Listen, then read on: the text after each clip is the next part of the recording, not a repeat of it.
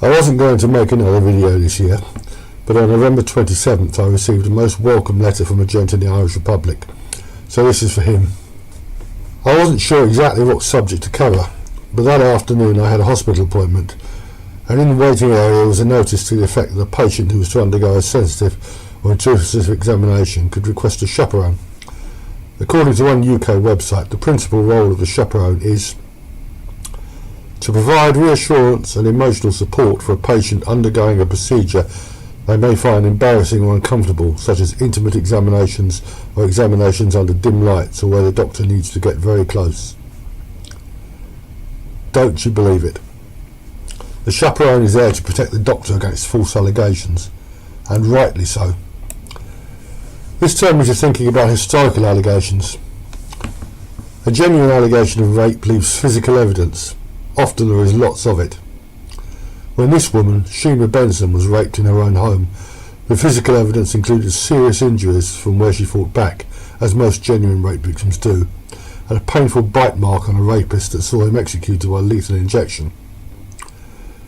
A genuine allegation of indecent assault will usually leave no evidence, which is why such allegations are more difficult, even impossible, to refute. Likewise, historical allegations of rape require no evidence, only a plausible story, or sometimes an implausible one.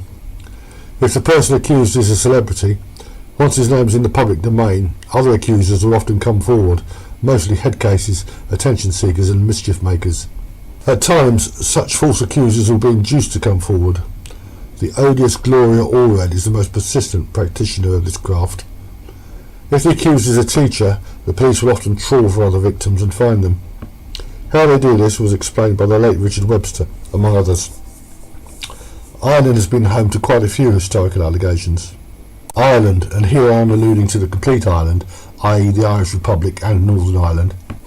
Ireland has a much smaller population than the UK, but it also has a long Catholic tradition. The Catholic Church in Ireland, the United States and elsewhere, has long been the target of allegations of sexual abuse. Some of these allegations have resulted in warranted convictions, but many, if not most, accusers are unworthy of belief, like this idiot.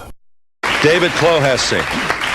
David, you were sexually abused by a Catholic priest at the age of, from the ages of 12 to 16. Right. He befriended me and my family over a period of years. I know he's molested other people. Like Pam, like Barbara, like so many of us in SNAP, went first to the church for justice and didn't find it, and so I filed a suit against the priest now. You have a brother who's a priest? Right, in the same diocese that I'm suing. Is he upset with you?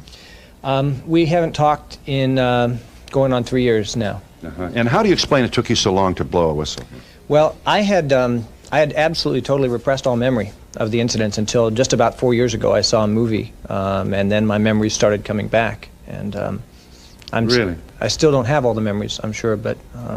This is not uncommon to survivors who push this down and then suddenly it erupts. Right, not uncommon. I thank you, David. Apologize to you for not having... You'll find that 1993 clip from the American Donahue talk show on the timeline. He watched a film, and this prompted him to remember being sexually abused as a child, and a presenter took this kind of hogwash seriously. Sadly, so do the courts. False allegations against the clergy in Ireland include not simply sexual offences but murder. There is a website devoted to such false allegations, Irish Salem. While real rape leaves physical evidence, so does murder, usually, but due to the victim being dead, what happened may be misconstrued. In March 2007, the Pakistan cricket coach Bob Warner was found dead in his hotel room at Kingston, Jamaica. The police arrested half the cricketers on the island before they realised the poor bloke had died from a heart attack. Even today, many people refuse to accept that prosaic fact. In Ireland, serious allegations have also been made against the nuns who operated the Magdalene laundries, the last of which was closed only in 1996. There is no doubt that the young women who were taken in by these institutions led austere lives, and some of them were treated abominably, but their treatment must be seen in the context of the times. Anyone who thinks their suffering was somehow unique should read up on the history of chimney sweeping and the fate of the climbing boys. As with all historical cases, it is difficult, if not impossible, to establish the truth of most of the more serious allegations made against religious institutions, but the case of Nora Wall is a salutary lesson. This was one in which the allegations were less than 7 years old, but the testimony of the alleged victim was so compelling that it led to the convictions of both Pablo McCabe, the man who was alleged to have raped her, and Nora Wall, then known as Sister Dominique, who was alleged to have held her down while she was violated by McCabe. Compelling or not, the claims of Regina Walsh were a total crock. The case against allowing such prosecutions without very strong corroborating physical evidence is overwhelming. Their governments, not only on both sides of the Atlantic, but the world over, are intent on allowing them, on the spurious pretext of bringing justice to victims, most of whom are not victims at all.